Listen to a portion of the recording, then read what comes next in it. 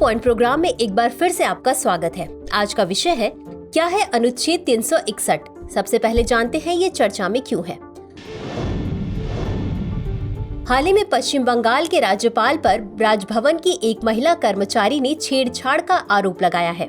हालांकि भारतीय संविधान के अनुच्छेद 361 राज्यपाल को किसी भी मामले में सुरक्षा प्रदान करता है। चलिए अब जानते हैं अनुच्छेद 361 क्या है। भारत के संविधान का अनुच्छेद 361 भारत के राष्ट्रपति और राज्यों के राज्यपाल को दी गई उन्मुक्ति से संबंधित है, जो उन्हें आपराधिक कार्यवाही एवं गिरफ्तारी से बचाता है।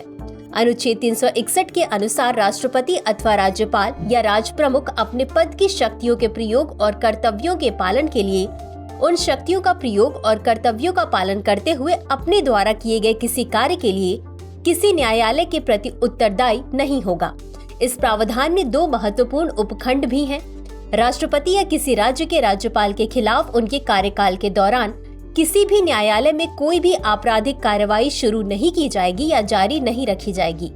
राष्ट्रपति या किसी राज्य के राज्यपाल की गिरफ्तारी या कारावास की कोई प्रक्रिया उनके कार्यकाल के दौरान किसी भी न्यायालय से जारी नहीं की जाएगी। संवैधानिक उन्मुक्तियों से संबंधित अन्य प्रावधान। अनुच्छेद 361 ए के अनुसार संसद और राज्य विधानमंडल के किसी भी सदन की कोई भी वास्तविक रिपोर्ट प्रकाशित करने के लिए किसी व्यक्ति पर कोई नागरिक या न्यायालयीय कार्यवाही नहीं हो सकती है। संसद अनुच्छेद 105 और राज्य विधानमंडल अनुच्छेद 194 का कोई भी सदस्य संसद या किसी समिति में अपने द्वारा कही गई किसी बात या दिए गए वोट के संबंध में किसी भी न्यायालयीय कार्यवाही के लिए उत्तरदायी नहीं होगा। विदेशी संप्रभु, राजदूतों और राजनयिकों को आपराधिक एवं नागरिक कार्यवाही से छूट प्राप्त है। राज्यपाल के उन्मुक्ति से जुड़ा मामला। रामेश्वर प्रसाद बनाम भारत संघ 2006।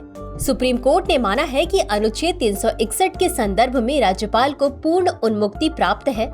राज्यपाल अपने कार्यालय की शक्तियों और कर्तव्यों के प्रयोग में उनके द्वारा किए गए किसी कार्य के लिए किसी भी न्यायालय के प्रति जवाबदेह नहीं है। अंत में देखते हैं आज के अभ्यास प्रश्न को। निम्नलिखित कथनों पर विचार कीजिए। 1.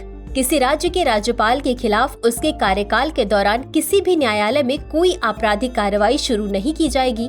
2. किसी राज्य के राज्यपाल की परिलब्धियां और भत्ते उसके कार्यकाल के दौरान कम नहीं किए जाएंगे।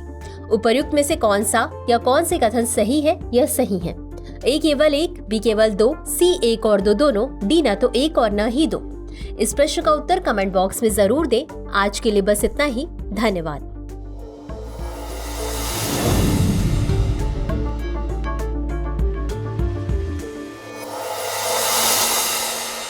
डियर व्यूअर्स, अपने एग्जाम की तैयारी को और बेहतर करने के लिए हमारे चैनल को लाइक, शेयर और सब्सक्राइब करना न भूलें।